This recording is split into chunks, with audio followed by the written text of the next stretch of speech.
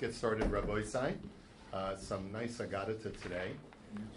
We're up to Daf Yud Tes Amud Aleph at the Tanu Rabbanan, which is about a dozen, maybe 15 lines down. Tanu Rabbanan, or Keshehu Menachem, is really what we're quoting.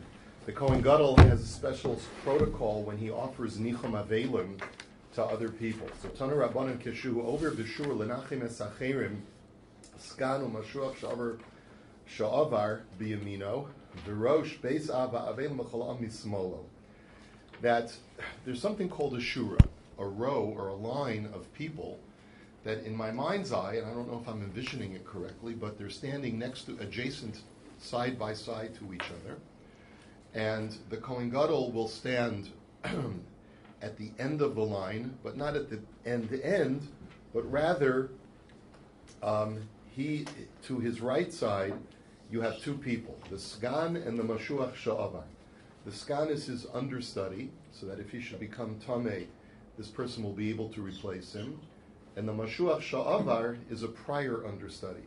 Now the reason why, if let's say a Kohen Gadol has an understudy who can replace him if he becomes Tameh on Yom Kippur, that's what we learned in Maseches Yoma, if it happened that he did end up replacing the Kohen Gadol, this understudy permanently becomes of the status of a Kohen Gadol, but just not in active duty. Because we said in the Gemara over there, Malin B'Kodesh V'lo Maridin, you can only go up, but once a person is promoted to a Kohen Gadol, he can't be demoted. So basically he's promoted to a Kohen Gadol status, but he can never work again as a regular Kohen just because of his elevated. So he stands to, and the future understudy, now you point another understudy in his place, and they stand on his right side, and then the head of the Sanhedrin and the Avelim stand on his left side, and then V'chol Ha'am, right, and the rest of the people. And what I'm imagining is that as this line of people side by side, the Kohen Gadol will then turn to his left, face the Avelim, and extend his Nichum Avelim to them. So let's take a look. So the B'cheshu Omeid B'shura U'misnachem Me'acherim, but when he is the one who's the mourner and he's being consoled by others, Sgan miyamino v'rosh beis ava chol ha'am misamolo. Then on his right side stands the understudy, the future understudy, on his right side, and on the left side is the head of the Sanhedrin and all of the other people, and they in turn turn around and console him. Avol mashuach sha'avar lo asigabe. But in the situation where he's the mourner, we don't allow the prior understudy to come and console him. My taima chol shadaite savar kachadi bi. Why?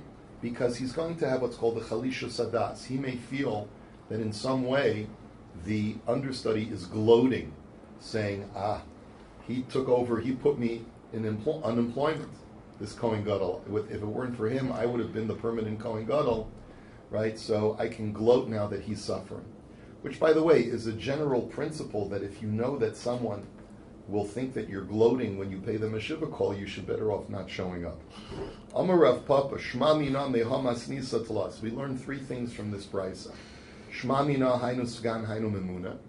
That the word sagan, the deputy or the understudy Kohen Gadol, is the same person that's the memuna that was mentioned in our Mishnah, because that's what it said in our Mishnah.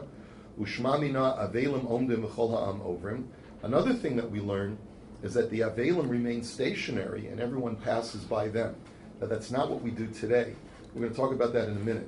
Ushma mina avelim l'smol hamenachem imhen ondim. And the third thing that we learn is that the avelim stands to the left of the people who are there to comfort them. And then I guess as this row forms, the people starting from the rightmost person turn and go towards the avelim and pass by them and offer their condolences. They turn and they go to the left. Okay. Tanu Rabbanan. Barishona hayu avelim omdim b'chol ha'am ovrim, v'hayu beis mishpachos b'Yerushalayim miskara zu b'zu. Originally, the minhag was that the avel would be stationary, and all of the consolers would walk past them. But then there was some strife between two chashava families in Yerushalayim. Zos omeres ani overes techila, v'zos omeres ani overes techila.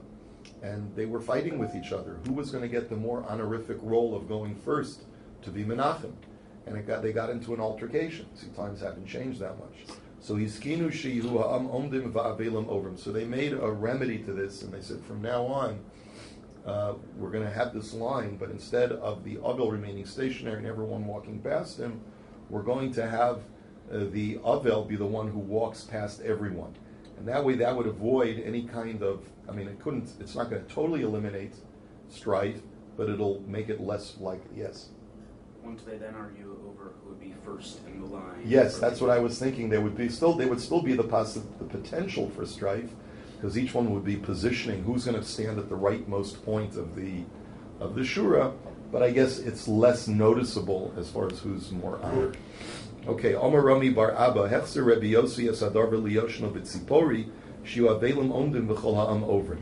Rabbi Yossi felt that this was not an ironclad takana, and therefore he felt that in the town of Tzipori, where there was less strife, they could return things to their original state, where the Avel was stationary, and everyone passed by him.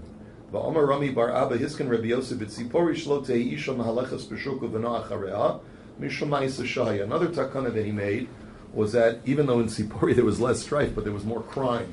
What happened was that it used to be that in the shuk, a woman would be shopping with her little boy chick, the boy would walk behind her. But one time something bad happened, a little boy got kidnapped. And interesting, the reason he got kidnapped is that, like Rashi says, we don't see this story in the Gemara. Rashi tells us the background was, the boy got kidnapped. She thought her son was behind her the whole time, but when she gets home, she realizes her son's not here. And she starts crying and screaming.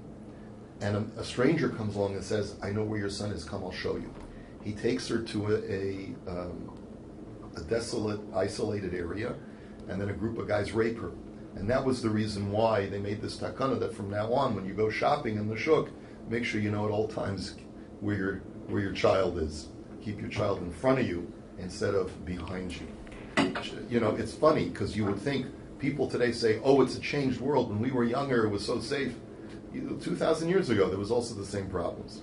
Va'amar Rami Bar Abba Hiskan Reb Yossi B'tzipori sheyihiyu nashim esapros bebeis hakisei mishum yuchad. Another takana that Reb Yossi made was that when it comes to an outhouse, they had these outhouses all the way out in the field. And Reb Yossi was concerned that there shouldn't be yichud between men and women in the outhouse. Not a very romantic area exactly, but nevertheless, the potential for yichud halachically is there. So he said if two women are in the outhouse together, they should speak to each other. And this will be audible to a person approaching the outhouse. And if it's a male, he'll know to stay away. Amar of Menashia bar Abbas, She'ilis is Rabbi Yoshia Rabba v'veis Alman dehutza. So Rav Menashe says that I asked Rabbi Yoshia the Great in the cemetery in Hutzal, what's the protocol for the shura, for this line of mourners or consolers? So Amar Li, Ein shura pchusa me'asar b'nei adam bein avelim in a minyan, bein shavelim omdim v'cholam ovrim, bein shavelim ovrim v'chol ha'am omdim. And he told me two things. Number one, the whole protocol of a shura, of this line of consolers, is only if you have a minimum of a minyan, right, outside of the mourners. And if not, there's bichlal no protocol for a shura. And number two, he said, it really makes no difference whether the avel is stationary and the consolers walk past him, or whether the avel walks past the stationary consolers. And that's more the typical today, is that the mourners walk past a row. Usually it's two rows on either side, and the mourner walks in between them. That's based on this Gemara. Okay. Kishuhu misnachem, when the Kohen Gadol himself is being consoled, so then we also learn there's a protocol. So Ibayelu ki menachem hu achrini heichi amar lahu. So the Mishnah had told us the protocol of what a Kohen Gadol should say when the consolers say to him, Harei anu kaparascha, we want to be your atonement for any suffering that you go through. And then he would say to them, may Hashem bless you from heaven. Now, but the question is, there's no commentary in our Mishnah as far as what the Kohen Gadol should say when he's menachem other people. So what does he say? So Toshma v'hu omer tisnacham. So there's a brayta that cryptically says that the Kohen Gadol says in a certain situation, may you be consoled. So heichi dami ilena ki menachem achrini l'tidei amar lahu ihi tisnachamu nachasha karami lahu.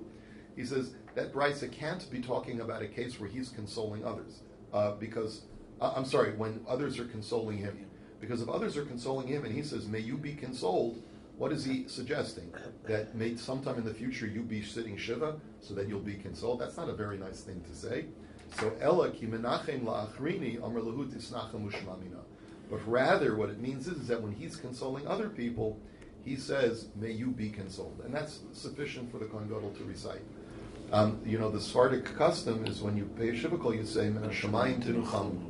Very similar language. May you be consoled from heaven. So where do we get ours, our Malkam Yenachem? Where do that's? It's a very good question. I think at one time I knew the origin of that sentence, but it's a much more simple formula for the Kohen Gadol over here. So it's be an interesting question. What's the origin of Hamakam Yenachem Eschem? Where does it come from? Maybe there'll be a future sugya share. The South Africans say long life. Long life. It's a long year. Melech lo dan chulei. Next, a king. Now we finished the discussion of the Kohen Gadol. Now let's go over to the king. We said in our Mishnah, a king may not judge, nor may he be judged. So Amar Rav Yosef Lashon El Malchei Yisrael V'Malchei Beis David Dan B'dan in Osan. D'chsiv Beis David Kamar Hashem Dinu Laboker Mishpat. So this halacha only applies to non-Davidic kings, either kings from the northern part of Israel or kings who are not descended from David HaMelech. But Davidic kings both can judge and be judged. And how do we know this? Because there's a pasuk that says, O house of David, so says the Lord, judge justice in the morning. So we see that they can be judges. Ve'ilo daininan lahu inhu heichi daini. And if that also implies that they themselves are capable of being judged, because you can't have one without the other. Because v'haksiv hiskoshu v'koshu v'amaresh lakish kashot atzmecha v'acharkach kishot acheru. So, as Reish Lakish had taught on the pasuk, adorn yourselves and adorn others, refers to a judge. If you can yourself be judged, then you can judge others. But if not. So if the pasuk says that a Davidic king can judge, then he also must be capable of being judged. Elamalcha Yisrael my time alo, mishum ma'isa shahaya. So then the question is, why then can a non-Davidic king not be judged? So the answer is because of a story that occurred. Now I originally thought that this was going back all the way to Bayis Rishon, to the biblical period. No. This is a Second Temple story towards the end of the Second Temple with Yanai HaMelech. The Avdei the Yanai Malka Kotol Nafsham. The story was, now, Janaeus, or Yanai the king, was an Alexandrian king who was very hostile towards the rabbinic community, to the Pharisees. Shimon ben Shetach, ironically, one of the lead, was his brother-in-law.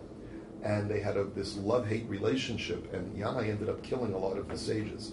So one day, Yanai's servant committed murder. So Amar Lahu Shimon ben Shetach lachachamim tinu einechem bo unidunenu. So Shimon ben Shetach says, listen, don't be intimidated by the guy. We have to bring him to judgment. So Shalchulei abducha katal nafsha. So they sent him a message, King Yanai, your servant committed murder. So Shadrei Lahu. So he sent his servant to the beit-din. So Shalchulei ta'ant nami lahacha, because v'huad biva'alav amar tori of abala sharbi amal shoro. We're sorry, king, but you have to appear also, because anytime a person's property kills or damages, the Torah says that if a person's ox gores, the owner of the ox has to appear in the court as well. So therefore, you must come. So Asa v'Yosef. So he came and he sat down.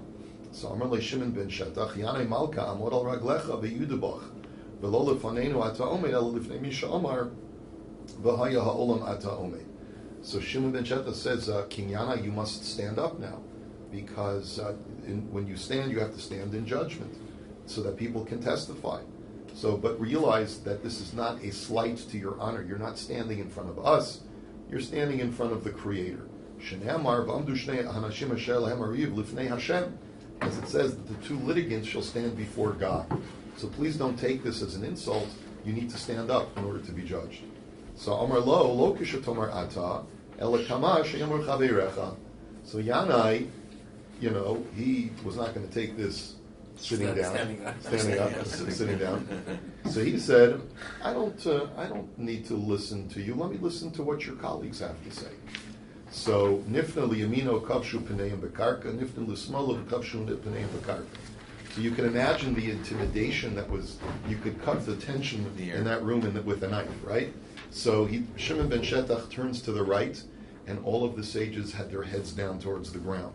And the same thing to the left. None of them was prepared to speak up against Yanai because they knew that this was very scary. So Amar Lehen Shimon ben Shetach, Bali machshavos atem, Yavo bal machshavos v'yifra mikem.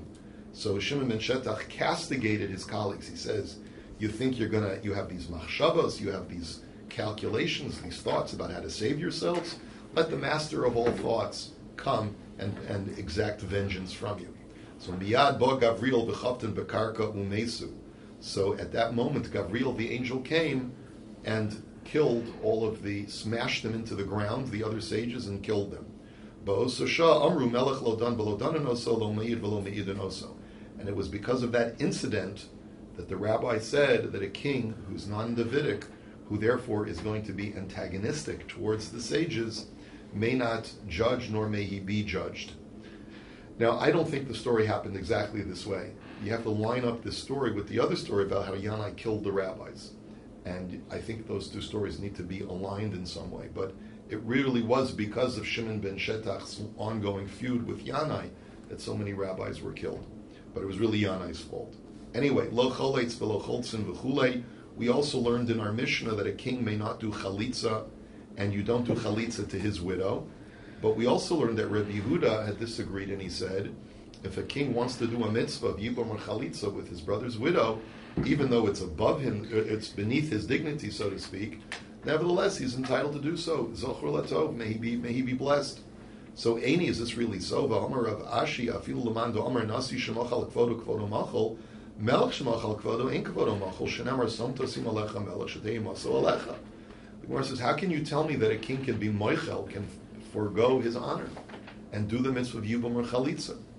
After all, we have a pasuk in the Torah that says, you shall surely place upon yourselves a king, which implies that a king may never forego his honor.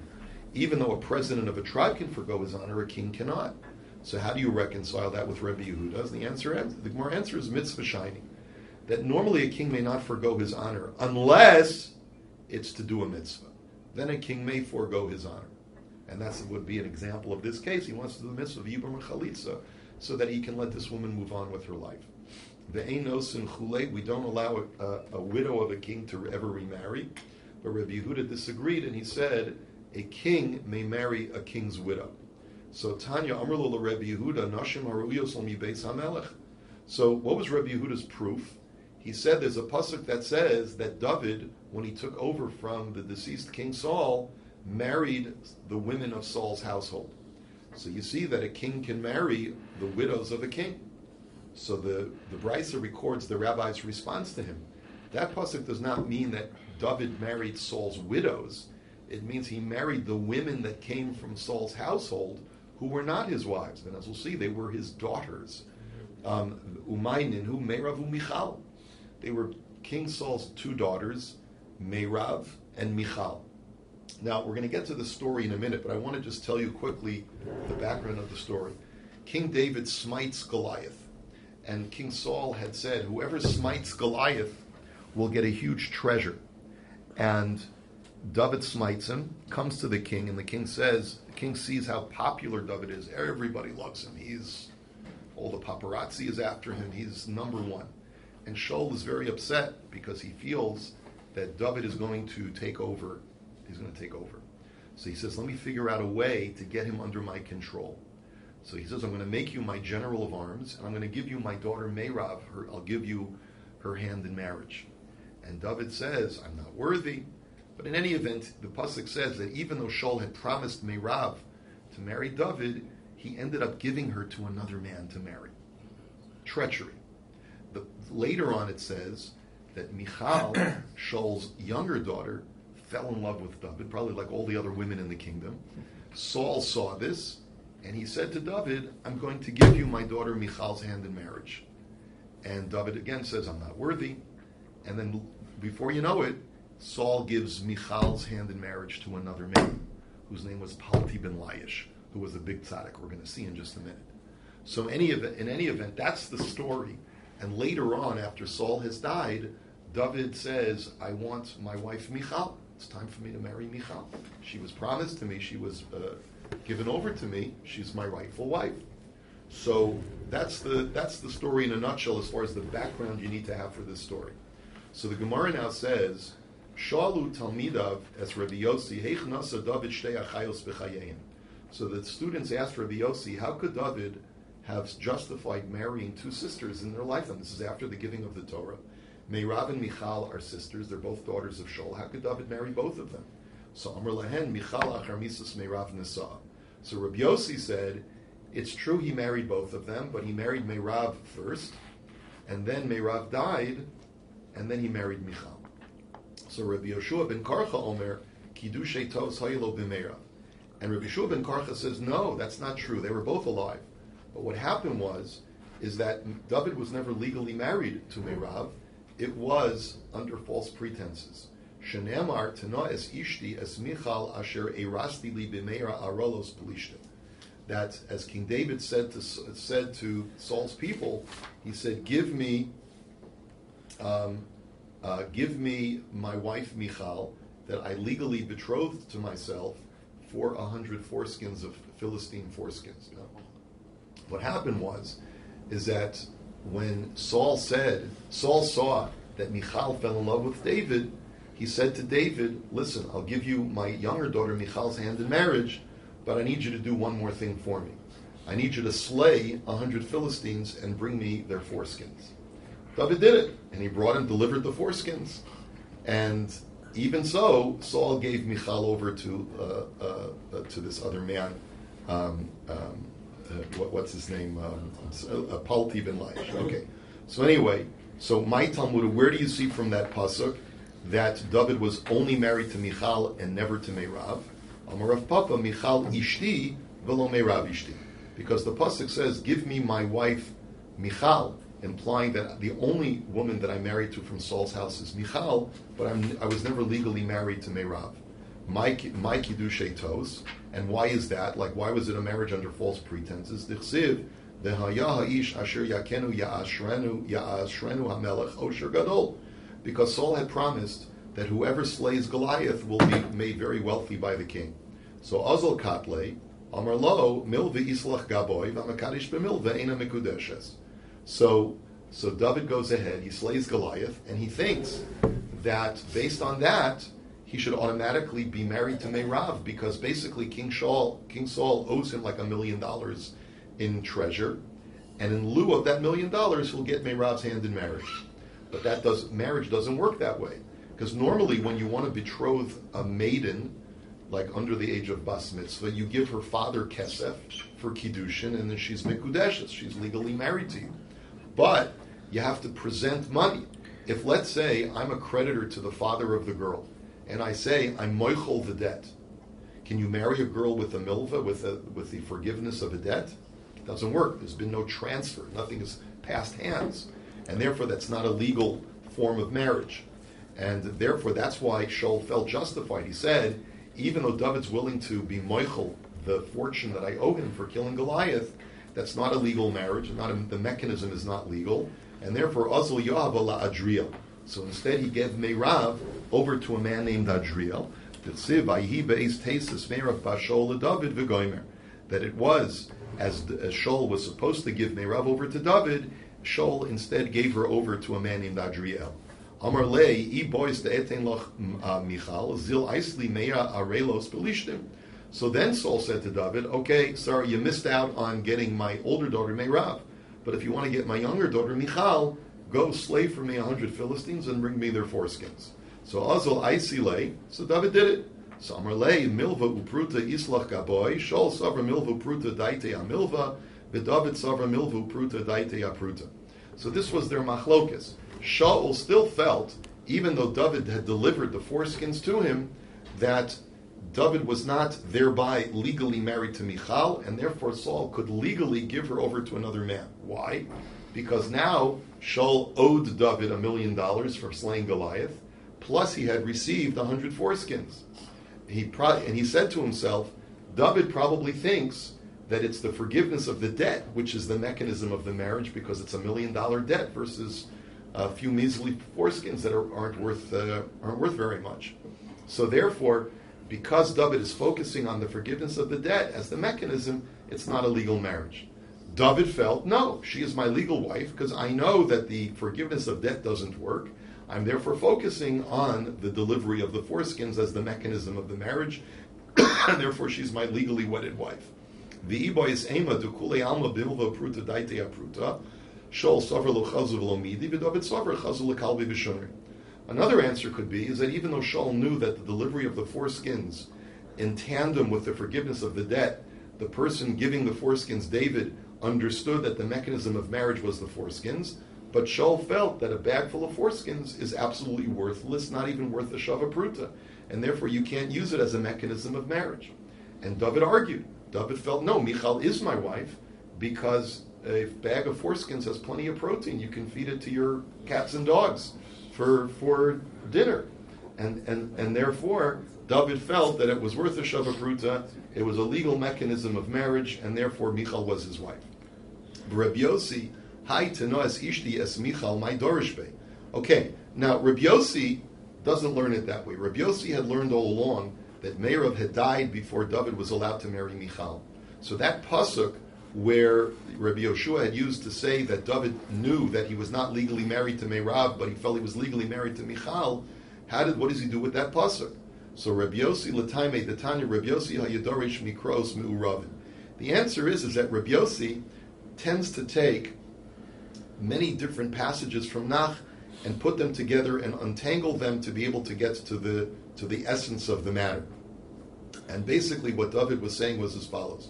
Based on the following pasuk, Siv, Vayikach HaMelech es Shnei B'nei Ritzba Bas Aya Asher Yolda L'Shaol es Armoni Ves Mephibosheth es Chameshes B'nei Michal Asher Yolda LaAdriel HaMecholasi. In the course of this pasuk, it says that the king took the 5 sons of Michal that she had given birth to Adriel the Mecholasi. Now Adriel was Meirav's husband. It wasn't Michal's husband. So this pasuk doesn't make any sense.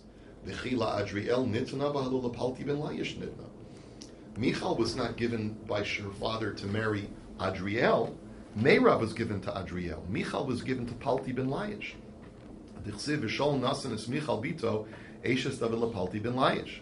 Ela makish kiddushay Meirav la Adriel le kiddushay Michal lapalti. Ma kiddushay Michal lapalti ba'avera. Af kiddushay Meirav la Adriel ba'avera. So the answer is that the pasuk is connecting the marriage of Meirav to Adriel to the marriage of Michal to Palti. Just like Meirav's marriage to, just like the marriage of Michal to Palti was done in sin, so too Meirav's marriage to Adriel was done in sin because according to Rabbi Yossi, they were both legally married. In other words, basically, Rabbi Yossi says, you must conclude that pasuk, which seems to imply that David says, give me my wife, Michal, doesn't mean that she's my exclusive wife. No, I was legally married to Meirav as well, and he proves it from this pasuk. So you have to say that Meirav had already passed away when David approached to take his wife Michal. And that's the way you have to look at it. Rabbi Yeshua ben Karchanami Haksidis Chameshes B'nei Michal Bashol. And what's Rabbi Yeshua going to do with that pasuk? It says that the 5 sons of Michal that were married to Adriel, how does he explain that pasuk? So Amar L'cha Rabbi Yeshua B'chi Michal Yolda V'alo Meirav Yolda.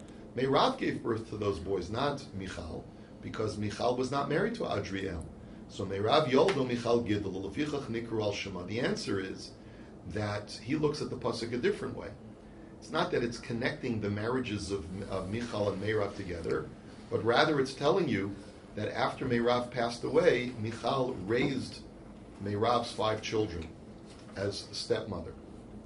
And not because she married Adriel, but rather just because she adopted those kids as her own.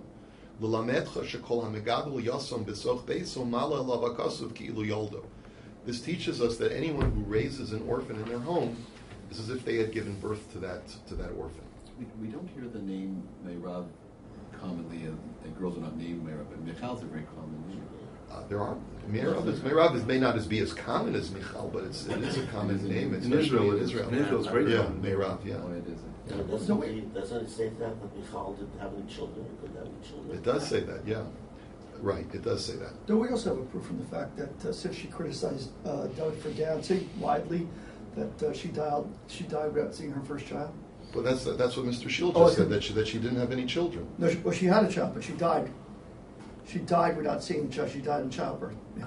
Oh, is it she died in childbirth? Yeah. So I don't remember. You're probably right. That was the curse. But anyway, the point is that it's clear that these are not Michal's children. Right. Okay.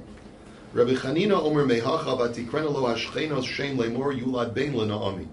So Rabbi Chanina says the idea that whoever raises someone else's child as if they gave birth to them is derived from another story, from the story of Ruth and Naomi. Because it says in the Pasuk that after Ruth gave birth to a child, to a son, they said, oh, a child has been born to Naomi. V'chi Naomi yolda ala Rus yolda, ala Rus yolda Naomi gidol, avichach nikra al Shema. But rather what it means is that Ruth gave birth to the boy, and Naomi raised the boy as her own. And that teaches us that it's as if it was Naomi's own son. Rabbi Yochanan Amar Mehacha, v'ishto ha-Yehudis yolda es Yered Avigdor v'goymer, Eila b'nei Bisya bas Paro asher lokach mered. Period. This is a pasuk in Divrei Hayamim, that a man's wife, Yehudis, which means that she behaved as a Judean, as a Jewess, referring to Bisya bas Paro, who converted to Judaism, she gave birth to Yered Avigdor and a number of different names, all that refer to Moshe Rabbeinu. So it's basically saying this is Bisya, the daughter of Paro, who was married to the man Mered, who had given birth to this man Moshe Rabbeinu. That's how Chazal interpret the pasuk. Now Mered Zakale, V'lo Menikra Shmo Mered Shemard Ba'atzas Merayla. Mered was none other than Kalev ben Yefuna, who married Bisya. Why was he called Mered? Because he rebelled against the council of the spies. V'chi Bisya Yolda V'lo Yocheved Yolda. Now how can you tell me that Bisya gave birth to Moshe? We know that that's not true. Yocheved gave birth to Moshe. So Ela Yocheved Yolda Ubis L'Gidol L'Vichach Nikra Al Shema. Again, the same principle that Yocheved was the biological mother, but Bisya raised him, and therefore she's considered as the mother as well. Rabbi Elazar Amar Mehacha, Ga'alta Bizroa Amecha, B'nei Yaakov B'Yosef Sela. There's a pasuk in Tehillim that says that you have redeemed with your strong arm your nation. And who is your nation, Hashem? The children of Yaakov and Yosef. Now that doesn't make any sense. V'chi Yosef Yolad v'halo Yaakov Yolad. Yosef is not the patriarch of the 12 tribes. Yaakov is. So Ela Yaakov Yolad v'Yosef Kilkel Lefichach Nikru El Shemo. But it's because Yosef sustained the 12 tribes of Israel for so many years in Egypt that it's as if he gave birth to them. Why did Naomi raise? That's a valid question. It's worth looking into. Amar Rabbi Shmuel Bar Nachmani, Amar Rabbi Yonasan, Kol HaMalamed Ben Chavero Torah Ma'ala Lavakasav Kilu Yolda. So Rabbi Yonasan says that this is a related teaching, not only regarding adoption, but also regarding being a teacher. Anyone who teaches his friend's son Torah is as if he had given birth to that child. Shene'amar ve'ela toldos Aaron u'Moshe, u'chasiv ve'ela shmos b'nei Aharon. Omar lecha Aaron yolad u'Moshe limeid lefichach nikru al shemo. And the reason we know this is because the Torah, when it lists the chronicles of Aharon and Moshe, it only lists the children of Aharon. It doesn't list Moshe's children. But why are they called Moshe's children as much as Aharon's? Because Moshe taught the Elazar and Isamar Torah, and therefore it's as if Moshe had given birth to them. L'chein k'amar Hashem el beis Yaakov asher padas Avraham. V'chi heichen matzina b'Yaakov shepedo la'Avraham. Amar Rav Yehuda shepedo mitzar gidul banim. Another related Agadata. There's a pasuk that says that so says the Lord to the house of Jacob, who has redeemed Avraham. Now, in this term, redeemed, it sort of means that he acted as a surrogate for Avraham to undertake the suffering that should have normally given over to Avraham. Yaakov took the bullet instead. So, where do we find this? So the Gemara answers it means that Yaakov accepted the pain of raising 12 tribes, 12 sons, and Avraham only had to bother with one son. So that shows you that Yaakov sort of took the bullet for Avraham and had to endure Tsar Gidul Banim of raising all these kids instead of Avraham. So V'hainu dichsiv lo ata yevosh Yaakov v'goymer lo ata yevosh Yaakov me'aviv lo ata panav yechaveru me'avi aviv. And that's why the pasuk says that Yaakov does not have to be ashamed of his father or be ashamed of his grandfather. Meaning that it's referring to the fact that even though Avram and Yitzchak only had one or two children, right? Yaakov is the one who doesn't have to be embarrassed because he's basically taken the bullet of enduring Tsar Gilbanim for raising all 12 sons. Kesiv Palti, Chesiv Paltiel. Now let's go back to the story of Michal being given over to Palti ben Laish. Now, as we're going to see in a minute, this guy Palti was a big tzaddik, really a holy man, and he knew that legally Michal was married to David. So first we have to establish his name. One pasuk says his name was Palti, and the other pasuk says his name was Paltiel. So which one was it? So Amar Rabbi Yochanan Palti Shemo, V'lama nikra Shemo Paltiel, Shepolto Keal min ha'avera. His name was Palti, but why was he called Paltiel? Because El, God, was able to save him. That's what the word lefalate, or right, means to save someone, to make them a refugee. That God saved Paltiel from sin. Ma'asa na'atz cherev beino leveina, amar kol ha'osek b'davar zeh yidakar b'cherev zeh. That Palti was so aware of the fact that on the one hand he needed to behave as Michal's husband in order to keep up the masquerade, in order to placate his father-in-law, but at the same time he knew that she was a married woman. She was already betrothed to King David. So he placed a sword in the middle of the bed between himself and Michal, and he said, anyone who tries to trespass over this sword shall be cut through, shall be run through by the sword. Referring to himself. Is this sort of like his own chastity safeguard? But one second, the pasuk, when David reclaimed Michal after Shaul dies, and he says, Michal is my rightful wife, why does it say that Palti, her husband, followed her? What is that supposed to mean? So the answer is, Shanasa la Isha. It wasn't really that Palti was her really legal husband, but he acted like a husband, the way a husband would take care of his wife and buy her clothes and feed her and so forth. That's the way Palti acted. He was a very kind man. V'haksiv haloch uvacho. Doesn't it say that he was walking following behind her and crying? Why was he crying so much if he knew that he wasn't legally married to her and she didn't belong to him? So the Gemara answers, al ha-mitzvah da azul minei. He was upset now that he couldn't fulfill the daily mitzvah of resisting the challenge of being with Michal.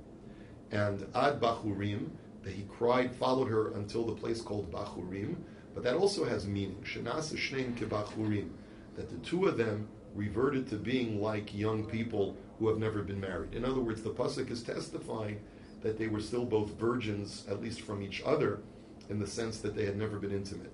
Shalotamu tambia, they were never intimate with each other. Amar Rabbi Yochanan tokful shel Yosef an v'sanuso shel Boaz, tokful shel Boaz an v'sanuso shel Palti ben Laish. So Rabbi Yochanan makes an astounding statement. He says, that which was such a Herculean effort for Yosef was a modest effort for Boaz, and that which was a Herculean effort of Boaz was a modest effort of Palti ben Laish. In other words, it was easy for Palti. Now what do we mean? Tokful shel Yosef an v'sanuso shel Boaz, d'chsiv vayi b'chatzi alayla vayacherad ha'ish vayelafas. That it says, by Yosef, obviously we know that Yosef had great challenges to resist the advances of Eshes Potiphar. However, Boaz had an even greater challenge. You know why? Because the prospect was not committing adultery. Ruth was an available woman. And so therefore the challenge was even greater for him to resist something that really technically was permitted for him to do, at least didn't rise to a prohibition of adultery. And yet he still resisted. That's why it was a greater resistance on Boaz's part than on Yosef. Because what does it say by Boaz? That when he discovered in the middle of the night that Ruth was lying by his bed, he was very frightened, and vayilafas. What does that word vayilafas mean? So, Amar Rav Shenasa Besaro Karashi Lefatos, that his male organ became as hard as a turnip.